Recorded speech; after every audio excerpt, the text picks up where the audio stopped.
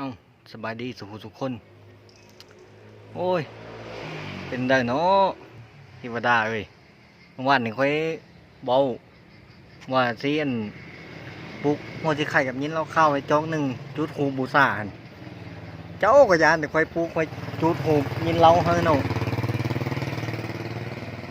ตกหานาหีฝนกันเลยโอ้